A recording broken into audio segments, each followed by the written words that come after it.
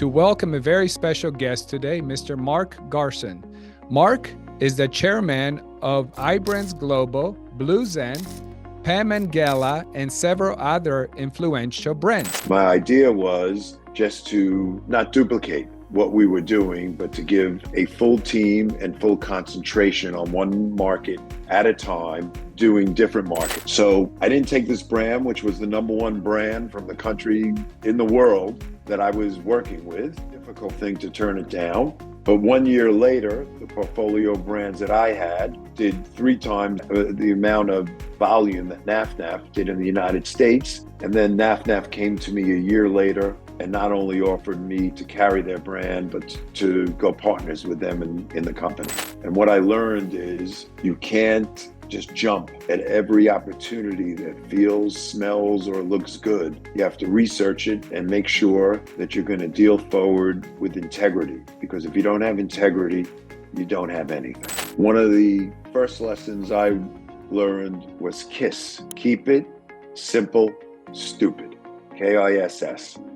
I like to see is applicable experience. You know, it's funny when you put out an ad sometimes for a job and you get 100 applicants and 95 of them have nothing to do with what you're looking for, but their answer will be.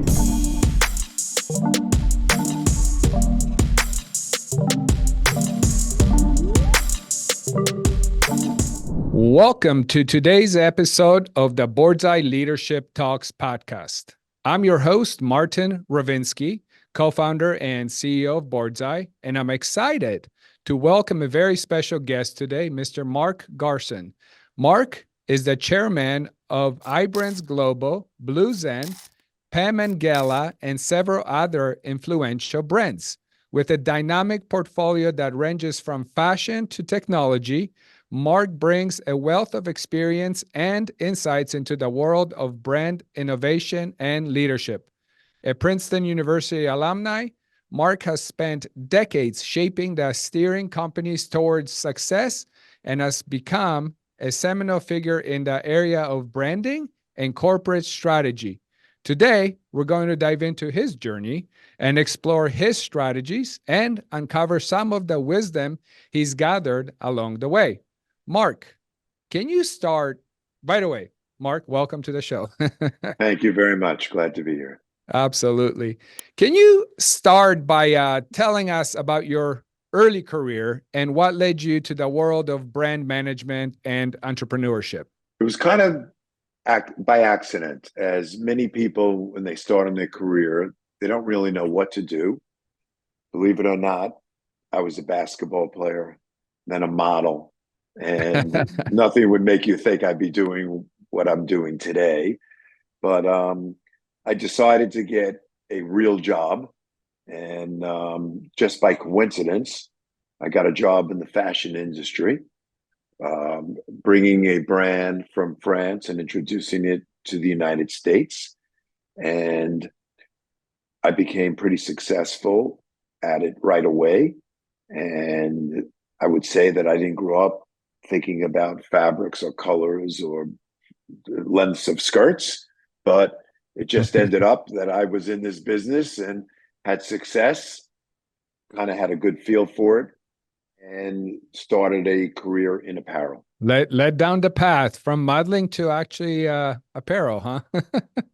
An accident. But it worked out. Sounds like a good accident that worked out. With your role at iBrands, you've worked with great brands such as Lee Cooper and Ecko. How do you approach working with those types of companies and managing such a well-known yet distinct brand?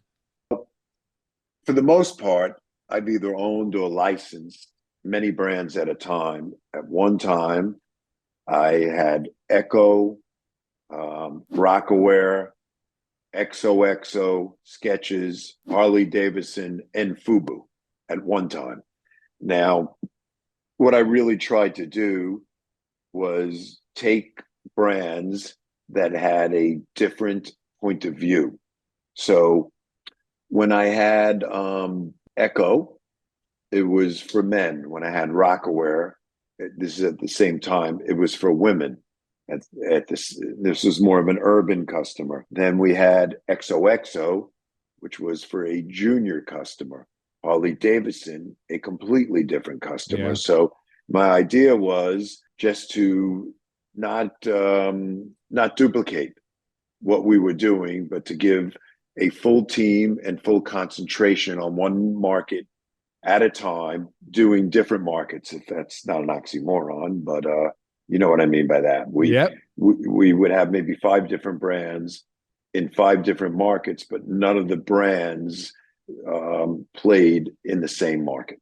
So keep the buckets separate and focus entirely a different strategy on each one.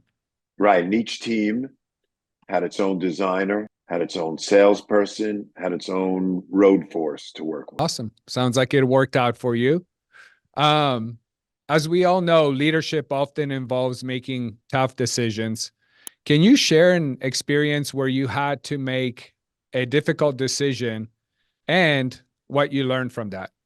Probably one of the most difficult decisions I made was at the beginning of my career.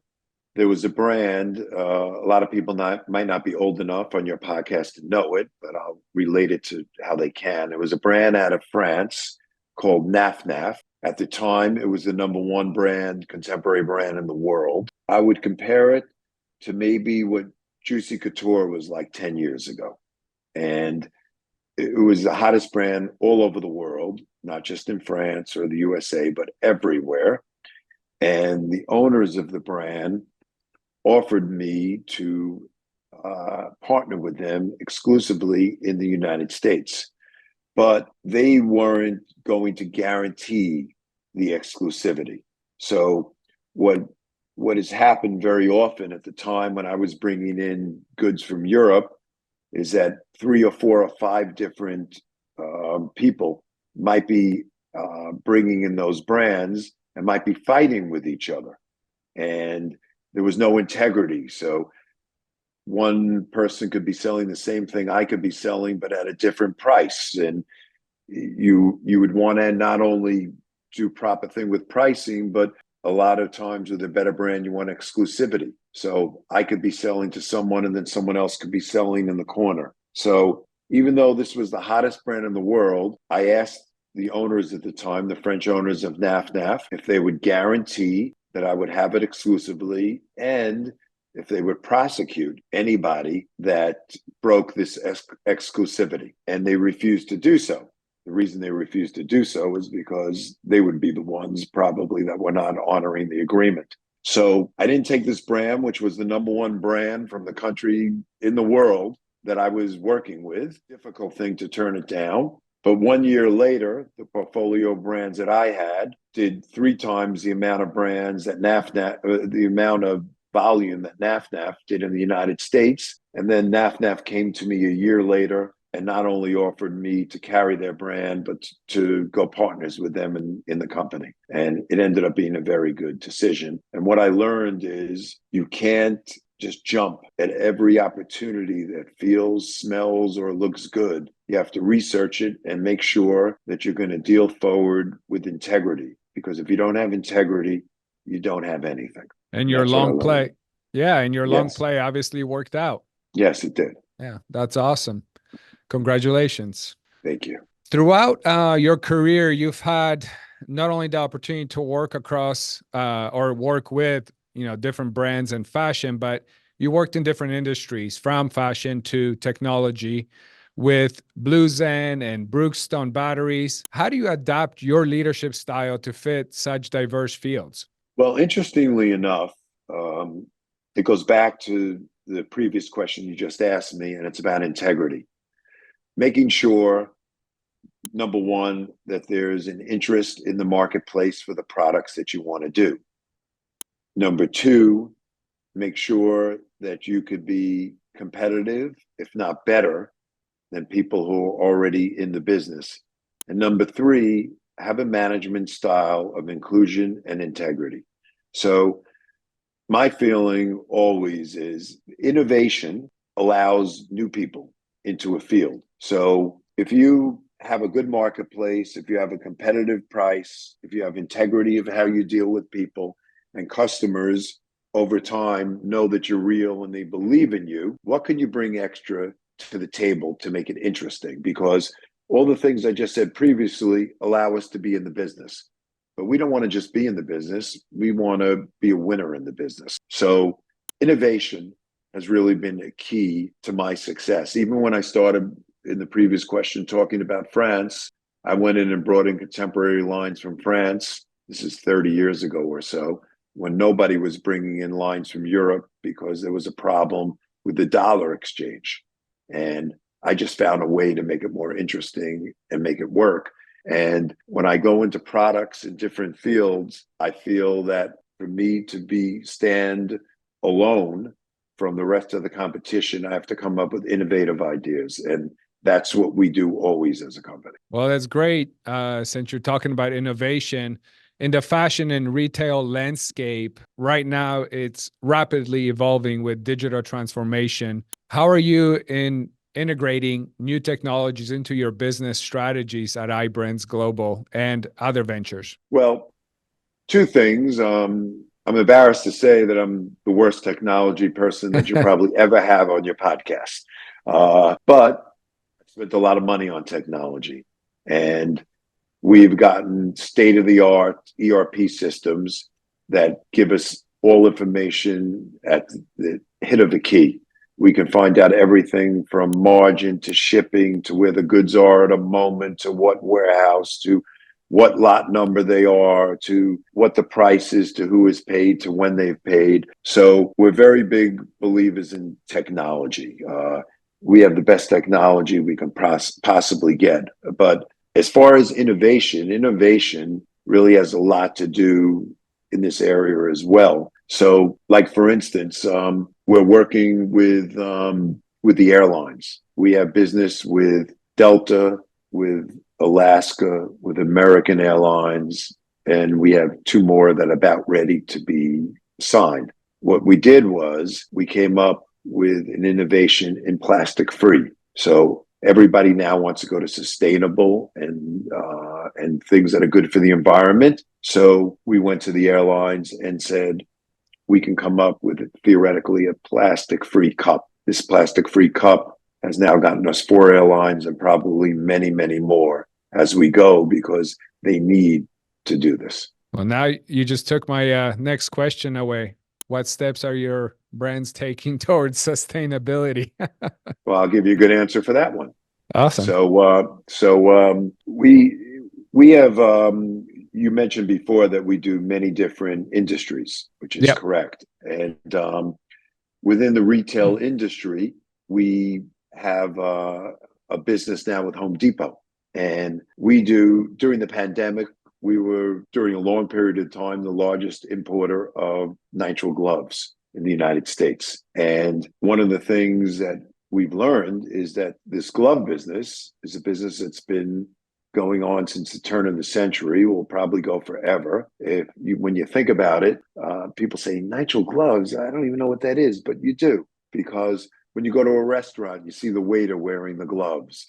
When you go to a bank teller, you see them wearing the gloves. People cleaning inside your home or everywhere, there's gloves. It's a huge, huge business. So we took a look at one of the biggest players, which is Home Depot. And we came up with a patent for if you think about baby wipes, like how when you pull one wipe, it comes out of the package and then the other one sticks up. Yep. People find gloves to be very difficult to pull them out of the box and bags. And we found a way to do a special patent, a little bit different than anybody else has. We got our patent approved, and now we expect to have a pretty big Home Depot baby wipe type of glove business. There you go, innovation. Yeah. So speaking of different industries, you've also ventured into entertainment with Garson Entertainment Group. How does your experience in fashion and branding influence your decisions in the entertainment sector? Well, we were doing business, festival type business, like with people from Coachella and Live Nation Insomniac. They became pretty good friends of mine. And one of the things that was easy for me was the festival business is all about presentation, all about the show. And it's the same thing when you make an apparel line. You have to have a beautiful presentation. You have to tell a story or a show that people will believe is interesting to them. So the people that were running these festivals, who are very successful and very good men, they kind of have the same type of, I guess you can say, presentation like I do. How they have to put together a show, how they have to work out the sets, how they have to look in a certain way. It's the same thing with putting together a clothing line. So it was a pretty natural fit for me. Awesome. And fashion is like entertainment anyway. Yes, it is. Take a look actually. at the Met Gala. That's what are they talking about? What everybody wore, you know? That's true. That's true. What's the most valuable piece of advice you've ever received, and how has it influenced your professional trajectory? It's an interesting question. I started as an athlete. I really thought I was going to be an NBA basketball player, but that would take a whole nother podcast to say why that didn't happen. But that's what I really wanted to do. And a lot of my lessons that I've learned have been from team sports and from coaches.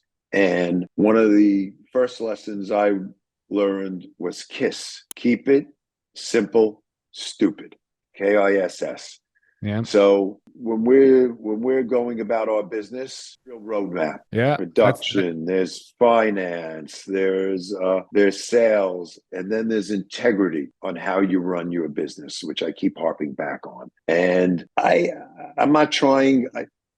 I'm going to try to make my products interesting and innovative. I'm going to try to find solutions for sustainability with the airlines and things of that nature. But as far as running a business properly, and keeping it simple, stupid. Yeah, heard that one too. So the simpler you keep it, the easier it is. Correct. Absolutely. Make yourself get crazy in product and innovation, but run the business. It should be run. Yep. So earlier we were talking about how you had different brands and they had totally different audience or consumers. So obviously you've led a lot of successful businesses that run in different buckets, which means you've had to create leadership teams for each one of those buckets. So what are the key attributes you look for when selecting your leadership team? It's a really good question. It's a few things. Number one, integrity. Integrity. You got me already. Yeah, you know me already. I'm a people person. Yeah, I'm a little bit too. I grew up without a dad, and I didn't have very many people that came to my aid or helped me in my life. And I'm in business with my sons. My three sons are in business with me, and I've taught them more than anything to be honest and forthright and to work with integrity. So integrity is the first thing. The second thing I like to see is applicable experience. You know, it's funny when you put out an ad sometimes for a job and you get 100 applicants and 95 of them have nothing to do with what you're looking for. But their answer will be, but I'm great at what I do. I could do anything. I could sell anything. I could this, I could that.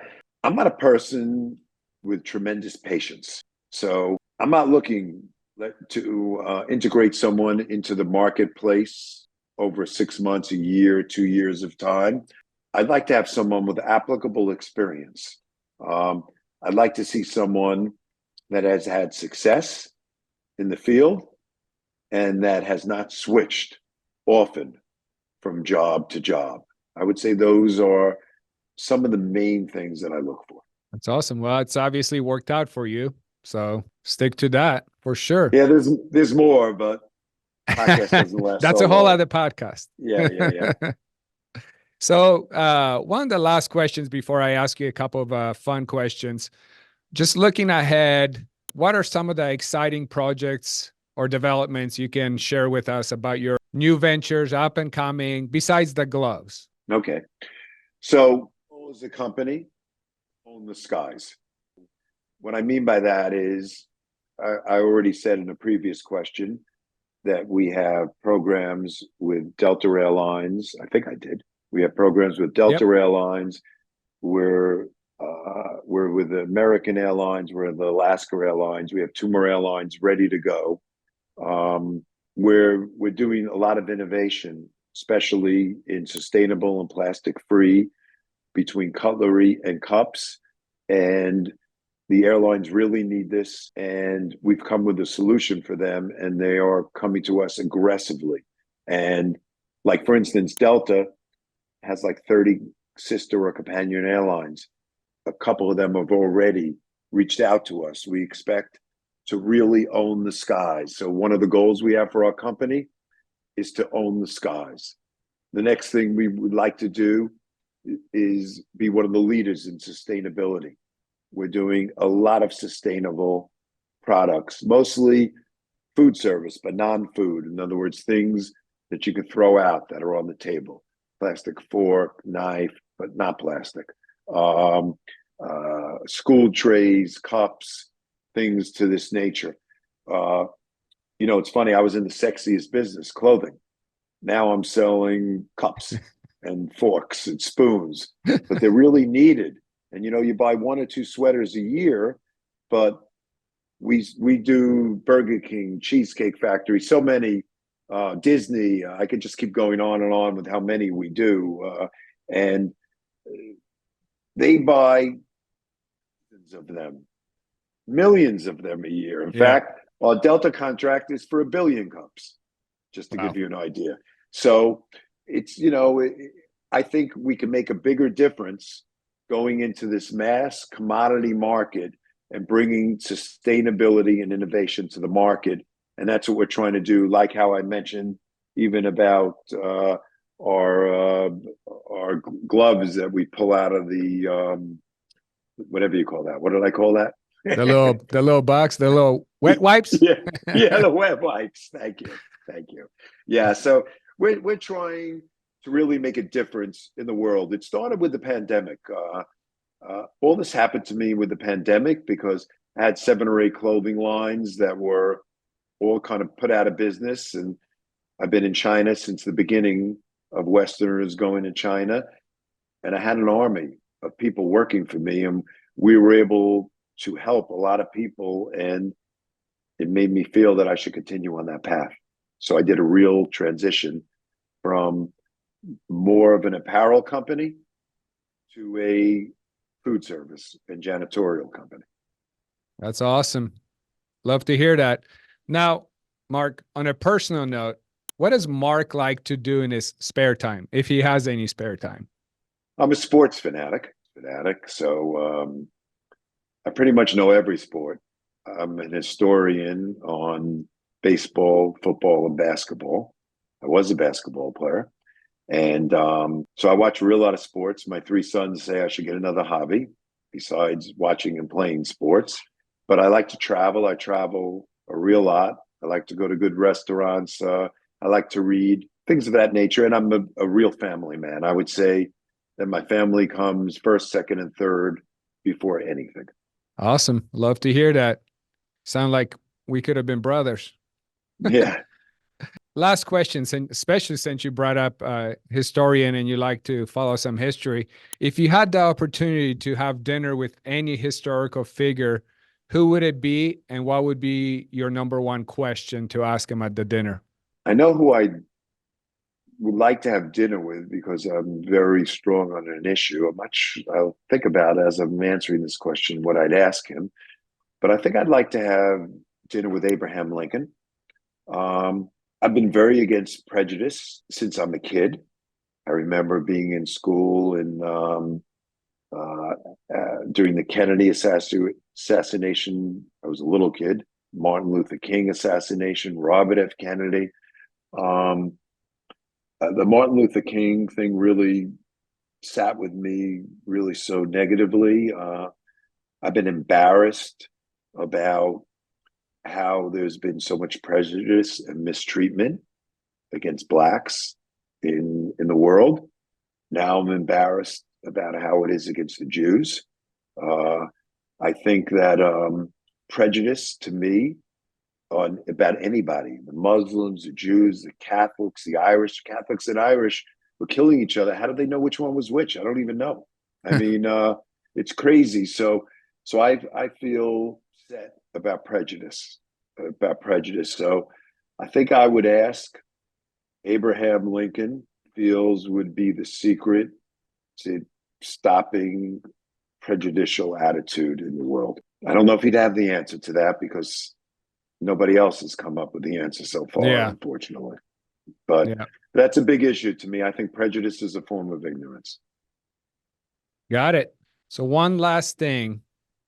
If you were to give advice to young entrepreneurs, what would 2-3 sentences sound like from you? Never give up to fail. Failure will breed success. Don't ever lose confidence in yourself. Well said. Love it. Awesome. Marc, it was an absolute pleasure having you on the show. Hope you enjoyed it. Hope the questions were good. They were good. I don't know how prepared I was or how well I answered, but my whole point about integrity was just say the truth. No, absolutely. That's what we did. Yeah. Transparency and integrity are awesome. So I'm right there with you. I may hit stop, but don't jump off yet. Okay. So, thank you very much. Thank you for joining me. Thank you for tuning in to Leadership Talks. Don't forget to subscribe for more insightful conversations with industry leaders. Your support means a lot to us.